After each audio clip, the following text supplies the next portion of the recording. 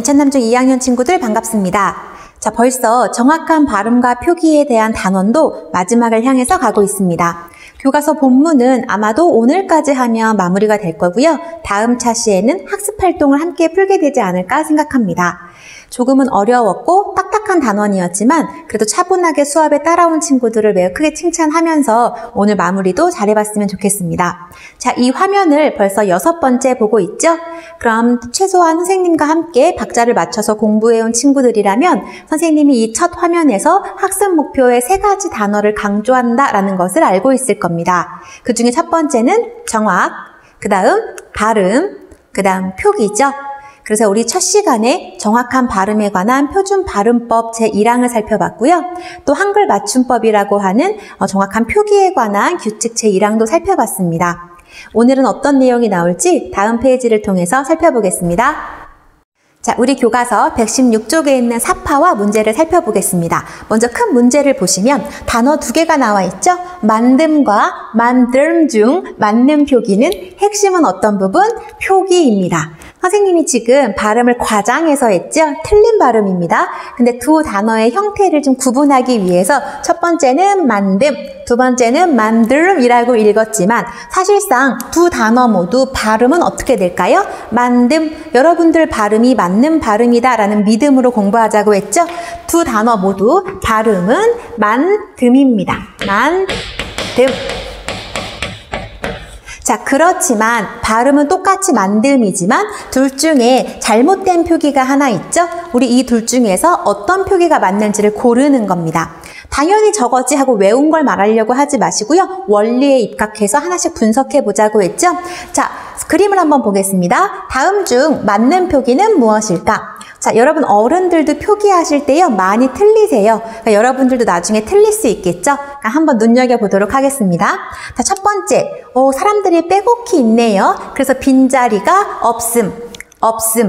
자, 지금 우리는 뭘 찾고 있다? 표기를 찾고 있다라는 거 잊지 마세요. 없음. 자, 표기는 어떻게 하는 걸까요? 머릿속으로 올바른 답 떠올리시고 교과서에 표시합니다.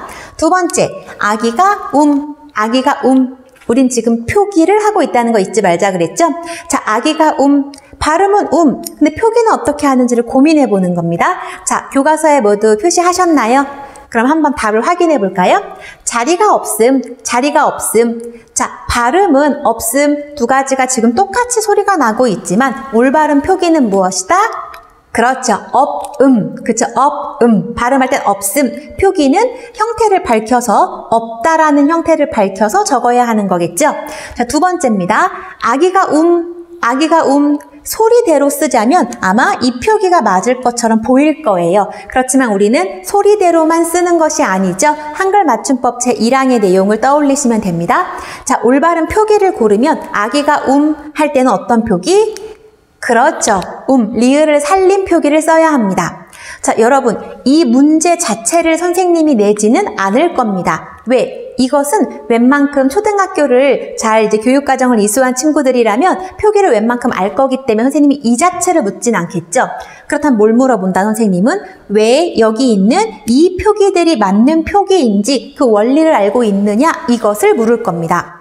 너무 어려운 거 아닌가요? 겁먹지 마시고요. 우리 이미 학습을 했습니다. 자, 한글 맞춤법 기억나시나요? 네, 한글 맞춤법 제1항의 내용이 있었습니다. 기본은 뭐였냐면 표준어를 소리대로 적되, 여기까지 기억나시죠? 뒤에 덧붙는 말이 있었습니다. 표준어를 소리대로 적되 어법에 맞도록 함을 원칙으로 한다. 기억나시나요? 선생님이 어떤 예를 들었었냐면요. 선생님이 이 예를 들었어요. 풀꽃이. 자, 물론 여러분들은 풀꽃이 하면 머릿속에 떠올릴 겁니다. 그렇지만 만약에 한국어를 처음 공부하거나 발음에 대해서 표기에 대해서 정확히 모른다면 풀꽃이라고 했을 때 이 발음 표기만 가지고는 의미 파악이 명확히 안 되죠. 닭꽃이냐 아니면 진짜 풀꽃을 꽂은 거냐. 자, 의미 파악이 안 될 텐데요. 그래서 우리는 정확한 의미 파악을 위해서 소리대로 적되 뒤에 어떤 단서를 붙였다? 어법에 맞도록 한다. 그 어법에 맞도록 한다라는 게 무슨 뜻이었죠? 단어의 원래 형태를 밝혀 적는다라고 얘기했었죠. 자, 단어의 원래 형태를 밝혀 적으면 선생님이 의도했던 건 뭐였을까요? 꽃. flower였죠? 그럼 단어의 원래 형태를 밝혀서 꽃 요렇게 적어야 한다. 이게 한글 맞춤법 제1항이었습니다. 다시 정리하면 한글 맞춤법 제1항은 표준어를 소리대로 적되 구름, 하늘, 땅 이렇게 소리대로 적되 자 지금 보는 것처럼 이런 단어들 소리대로 적었을 때 그 의미가 명확히 파악되지 않는 단어들이 있기 때문에 뒤에 어떤 단서 조항을 붙였다? 어법에 맞도록 한다 라는 단서 조항을 붙였죠. 그것과 연결지어서 이 문제를 다시 한번 살펴보겠습니다. 자, 예를 들면 두 번째 예에 있는 자, 기본형이 뭐죠? 울다죠. 자, 기본형이라는 건 여러분들이 사전에 찾을 때 가장 기본이 되는 단어입니다. 보통 동사나 형용사 같은 경우는 뒤에 다로 끝나게 되죠. 자, 기본형은 무엇이다? 울다.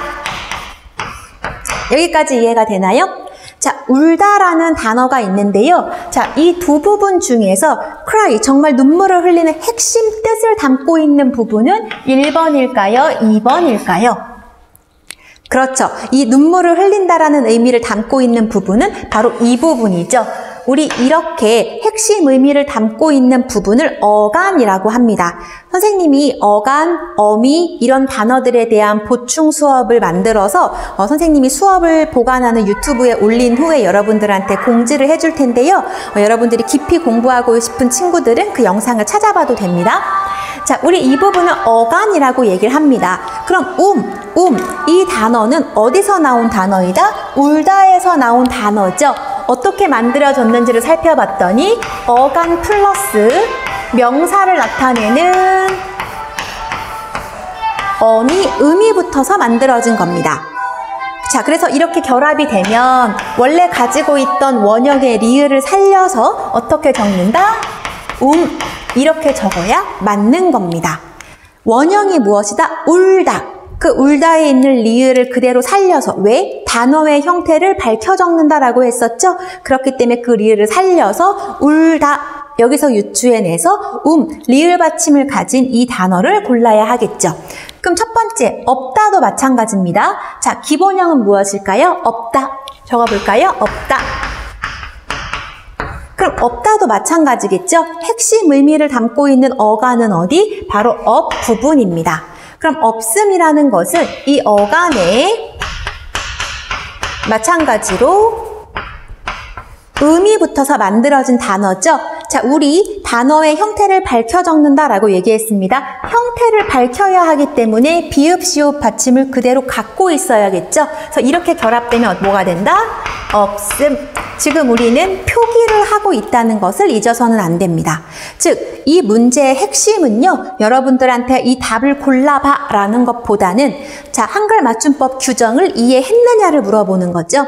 표준어를 소리대로 적되 어법에 맞도록 한다. 여기서 어법에 맞는다라는 것은 단어의 형태를 밝혀 적는다. 그래서 없음의 기본형 없다. 없다의 업을 살리고요. 자, 울다의 어간 부분, 울 부분을 살려서 각각 비읍, 시옷 받침과 리을 받침을 가지고 있어야겠죠? 이 원리를 이해했는지를 묻는 문제였습니다. 그럼 여러분 위로 올라가 볼까요? 만듦과 만듦, 받침이 지금 미음이냐, 리을 미음이냐, 이 중에 어떤 표기가 맞는 걸까요? 기본형을 떠올려 봅니다. 또 종이 칠 것 같아요. 자, 기본형 사전에 찾을 때 우리 어떻게 찾는다? 만들다. 그럼 핵심 부분, make의 의미를 갖고 있는 핵심 부분은 어딜까요? 만들 이 부분이겠죠? 그럼 단어의 형태를 밝혀서 리을 받침을 살려서 적어야 하기 때문에 올바른 표현은 뭐? 올바른 표기는 무엇이다? 리을을 갖고 있는 만듦 이 표기가 올바른 표기겠죠. 여기서 기억해야 할 것은 무엇이다? 한글 맞춤법 1항. 표준어를 소리대로 적되 어법에 맞도록 적는다. 거기서 어법에 맞도록 적는다는 것은 무슨 뜻? 단어의 형태를 밝혀 적는다. 왜? 의미 파악을 명확히 하기 위해서. 이렇게 정리하면 1번 문제는 끝입니다. 다음 문제 살펴보겠습니다. 자, 방금 선생님이 열심히 설명했던 부분이 교과서에 부연 설명이 나와 있습니다. 교과서는 계속 116쪽이고요. 교과서를 찬찬히 읽으면서 선생님 설명을 들으면 이해가 잘 될 겁니다. 오늘 발음이 좀 꼬이는 느낌이 드네요. 자, 두 번째입니다. 다음 내용을 바탕으로 하여 올바른 표기에 대하여 살펴봅시다. 지금 우리 뭘 하고 있다? 표기. 그럼 어떤 규칙을 떠올리자? 한글 맞춤법. 한글 맞춤법 1항은 무엇이었다? 표준어를 소리대로 적되, 표기니까 적어야겠죠? 뒤에 붙는 단서 조항, 어법에 맞도록 한다. 여기서 어법에 맞도록 한다는 건 무슨 뜻? 단어의 형태를 밝혀 적는다. 왜? 의미 파악을 명확히 하기 위해서. 이러면 기본 내용 끝이라고 했죠? 자, 한글 맞춤법 제15항입니다. 어떤 내용이 있는지 같이 보겠습니다. 용언의 어간과 어미는 구별하여 적는다. 여러분, 구별하여 적는다라는 거 이해됐죠? 형태를 밝혀 적는다라는 뜻인데요. 자, 여기서 여러분들을 좀 당황하게 하는 단어들이 있을 겁니다. 낯선 단어들은 반드시 표시를 하셔야 됩니다. 첫 번째 뭐가 보여요? 용언. 1학년 때 배웠지만 너무 오래전이죠? 용언에 대해서 헷갈릴 것이고, 어간, 어미, 들어는 봤지만 무슨 뜻인지 모를 겁니다. 선생님이 오늘은 간단히 설명할 거고요. 조만간 어간, 어미, 용언 이런 단어들에 대한 보충 수업 영상을 찍어서 유튜브에 올린 다음에 링크를 공유할 테니까 깊이 공부하고 싶은 친구들 스스로 학습하는 거 잊지 마세요. 자, 먼저 용언이라는 건요. 이 용자는 활용한다 할 때 용자입니다. 국어에서 활용한다라는 건요, 형태가 막 바뀌는 거예요. 예를 들면 지금 예문을 봅니다. 먹다, 먹고, 먹지만 먹음, 모양이 휙휙 바뀌고 있죠? 우리는 이것을 활용한다라고 얘기해요. 다시, 용언의 용자는 무슨 뜻? 활용한다. 활용은 무슨 뜻? 형태가 바뀌는 것. 자, 그러면 1학년 때 품사를 배웠을 텐데요. 형태가 바뀌는 품사 2개 있죠? 예를 들면 빵, 이건 명사잖아요. 이 명사는 형태가 바뀌나요? 빵이 됐다가 뽕이 됐다가 뿡이 됐다가 안 되죠. 의미조차 달라져 버리잖아요. 그럼 우리 품사 중에서 이렇게 모양이 바뀔 수 있는 단어들은 동사와 형용사입니다. 뛰다, 뛰고, 뛰어서. 아름답다, 아름다워, 아름다우니. 우리 이런 것들을 용언이라고 합니다. 다시 정리하면 용언은 무슨 뜻이다? 동사와 형용사. 활용한다, 형태가 바뀐다. 자, 그러면 어간과 어미는 뭘까요? 예를 가지고 살펴보겠습니다. 자, 먹다, 먹고, 먹지만 먹음, 활용하고 있죠. 보이시나요? 근데 선생님이 노랗게 표시한 부분 보이죠? 그 노랗게 표시한 부분들은 핵심 의미를 담고 있으면서 활용할 때 모양이 변하지 않습니다. 먹다, 먹고, 먹지만 먹음, 먹이라는 부분은 그대로 있지만 뒤에 있는 부분들이 바뀌고 있죠. 구분할 수 있나요? 자, 여기서 동사나 형용사 중에서 형태가 변하는 활용을 할 때 핵심 의미를 담고 있으면서 모양이 변하지 않는 부분을 뭐라고 한다? 어간이라고 한다. 어간이라고 한다. 핵심 부분입니다. 자, 그런데 우리 어간만으로 쓸 수 없죠? 나 점심 때 밥 먹? 안 돼요. 먹었어. 밥 먹자. 밥 먹지? 뒤에 항상 붙어오는 말들이 있습니다. 예를 들면 다, 고, 지만, 이런 부분이요. 자, 어간에 붙는 이런 부분을 우리는 어미라고 얘기합니다. 이 미자는요, 꼬리 미자예요. 즉, 어간의 뒤에 붙는 꼬리다라고 이해하시면 되죠. 다시 정리해 볼까요? 용언이라는 것은 형태가 변하는 활용을 하는 단어, 동사와 형용사이다. 동사와 형용사가 활용을 할 때 핵심 의미를 담고 있으면서 형태가 변하지 않는 부분을 뭐라고 한다? 핵심을 이루는 부분, 근간을 이룬다. 그래서 어간. 자, 어간에 붙어서 종결하거나 연결하거나 이런 보조 역할을 하는 부분을 어미라고 얘기합니다. 여기까지 이해됐죠? 자, 용언의 어간과 어미는 구별하여 적는다. 우린 그 이유를 알고 있습니다. 어간과 어미 왜 구별해야 될까요? 구별해야 의미 파악이 명확하죠. 자, 국어에서 가장 중요한 건 의미 파악, 주제 파악입니다. 즉, 어간과 어미를 구별하여 적는 이유, 무엇을 위해서? 의미 파악을 정확히 하기 위해서이다. 의미 파악을 정확히 하기 위해서 우리는 용언의 어간과 어미를 구별하여 적는데요. 이 내용 낯선 내용 아닙니다. 우리 한글 맞춤법 제1항이랑 똑같은 내용입니다. 소리대로 적되 어법에 맞도록 한다. 형태를 밝혀 적는다 라고 얘기했었죠. 그 내용을 반복하고 있는 겁니다. 두 번째 예를 볼까요? 자, 이거 발음 어떻게 하죠, 여러분들? 넓단가요? 표준 발음 넓다겠죠? 넓다, 넓고, 넓지만 넓음. 자, 마찬가지로 그럼 이 부분에서 어간은 어디일까요? 핵심 의미를 담고 있으면서 모양이 변하지 않는 넓. 이 부분이 바로 어간이고요. 그럼 뒤에 있는 다, 고, 지만, 이런 부분은 뭐라고 한다? 어미라고 합니다. 이런 뜻이에요. 만약에 어간과 어미를 구별하여 적지 않는다면, 소리대로 적는다면 어떻게 될까요? 자, 넓음. 어간과 어미 구별하지 않고 소리대로 적으면 이런 문제가 발생하죠. 넓음이 무슨 뜻이에요? 자, 단어를 들으면 넓다고 떠올리겠지만 이 표기를 보면 이게 무슨 뜻이지? 당황하게 되죠. 그래서 우리는 명확한 의미 파악을 위해서 어간과 어미의 형태를 밝혀서 이렇게 적는다. 이 내용입니다. 이미 알고 있는 내용입니다. 자, 세 번째 예를 볼까요? 줄다. 여기 앞에 있는 애들은 사전 찾을 때 기본이 되는 기본형이에요. 자, 줄다, 줄고, 줄지만, 줌. 자, 요거는 요 부분만 노란 표시가 안 돼가지고 선생님이 강조를 못했는데요. 덧칠해 볼까요? 요 부분이고요. 자, 줄다, 줄고, 줄지만, 줌. 이 부분에서 우리 어간은 어디? 그렇죠. 앞에 있는 이 부분이겠죠. 그럼 다, 고, 지만, 이건 음이랑 똑같은 거예요. 이 미음은. 그럼 이 부분은 뭐라고 한다? 어미라고 한다. 자, 정리하면 용어는 활용을 하는데 그 용어의 어간과 어미는 어떻게 써야 한다? 각각의 형태를 밝혀 써야 한다. 왜요? 넓음처럼 밝혀 적지 않을 경우에 의미 파악이 명확히 되지 않는다. 그래서 어간과 어미를 구별하는 이유는 무엇이다? 의미 파악을 위해서. 정리가 되셨나요? 이어서 살펴보겠습니다. 자, 지금까지 한글 맞춤법 제15항을 통해서 기본 원리까지 살펴봤죠? 그럼 다시 한번 적용할 수 있는지 116쪽 하단의 문제를 함께 살펴보겠습니다. 자, 여러분들은 교과서 보는 거 잊지 마시고요. 자, 지금 선생님 이런 문제 참 좋거든요. 어떤 문제냐면 여러분들이 스스로 찾아서 고쳐보는 문제 굉장히 좋습니다. 응용해서 시험 문제 충분히 출제할 수 있겠죠? 자, 예문을 보세요. 자, 다이와 선화가 함께 만듦. 앞에서 열심히 공부한 친구들은 어떤 부분이 거슬릴까요? 바로 만듦이겠죠? 만듦. 두 번째입니다. 할머니 생신 축하드려요. 많이 보고 싶어요. 발음상으로 문제가 없지만 우린 지금 무엇을 하고 있다? 표기에 대해서 하고 있다.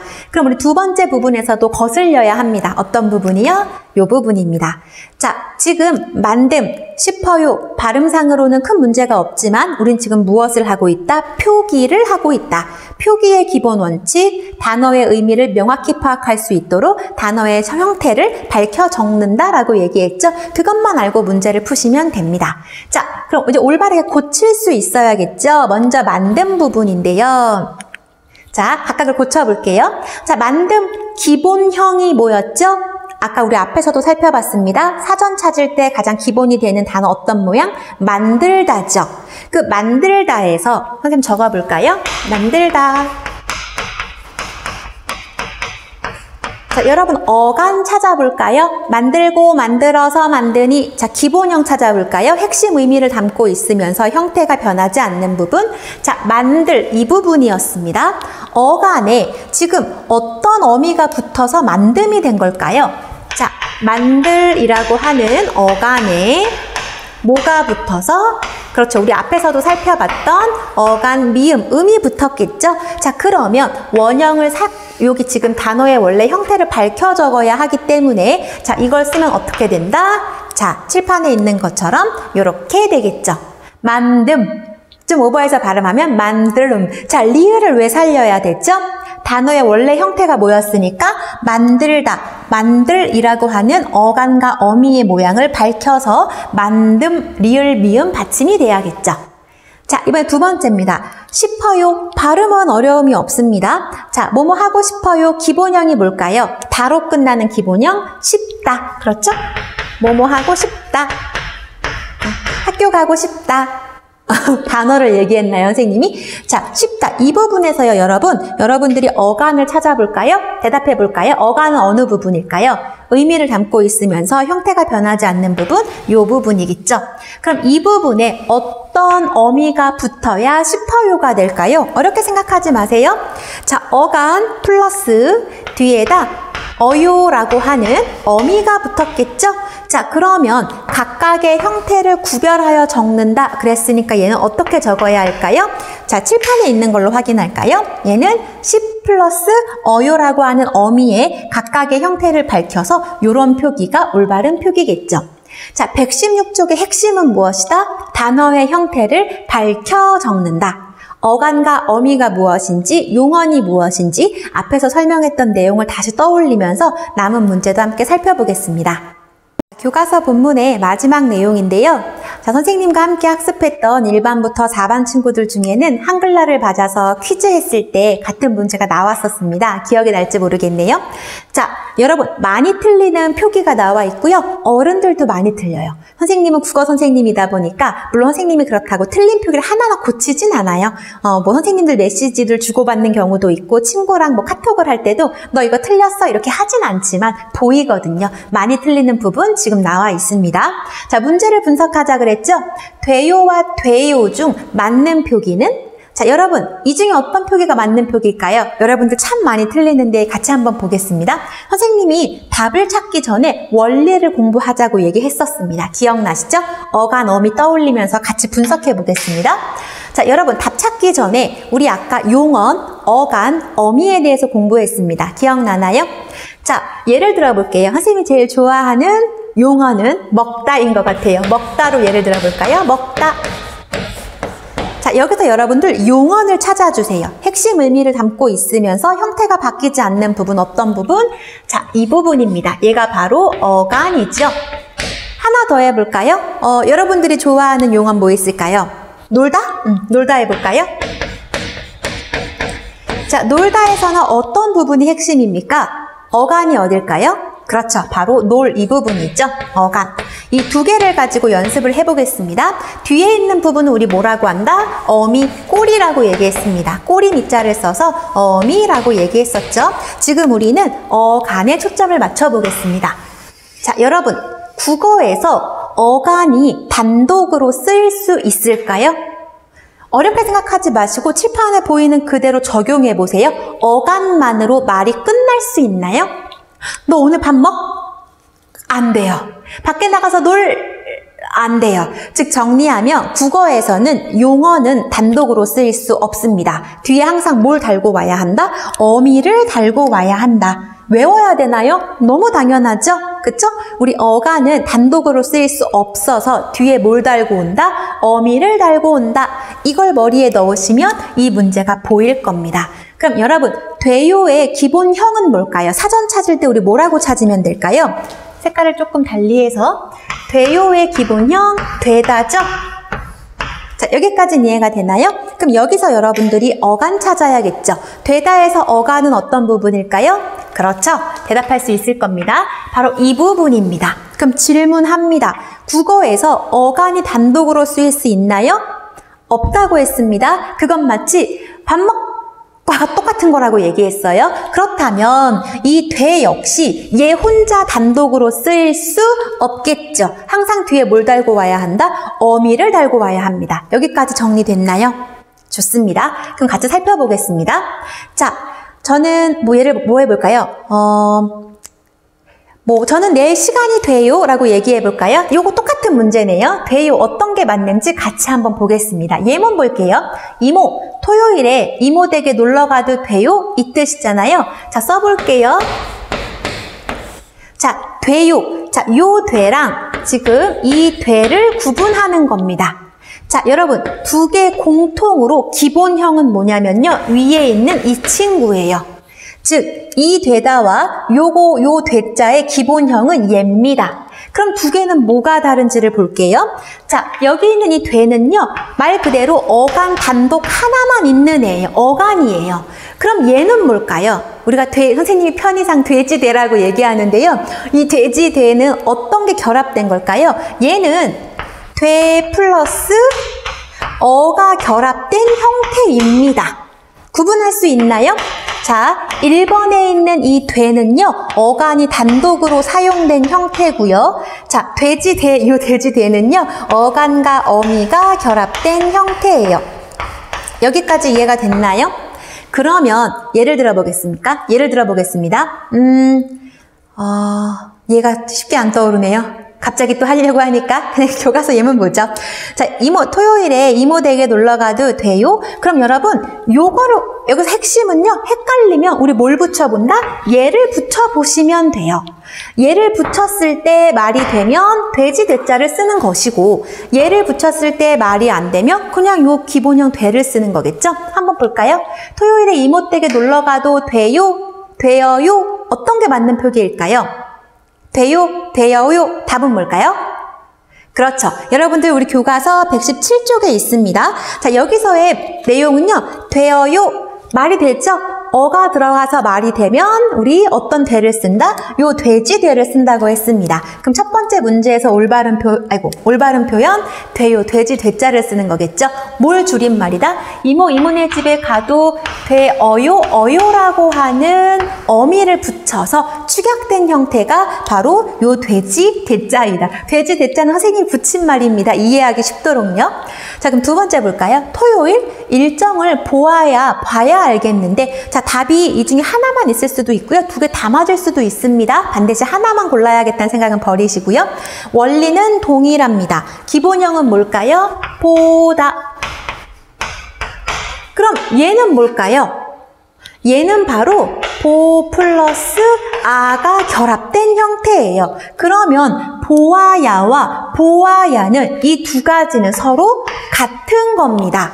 그렇다면 여기서의 답은 뭐가 될까요? 그렇죠. 두 개 모두 올바른 표기겠죠?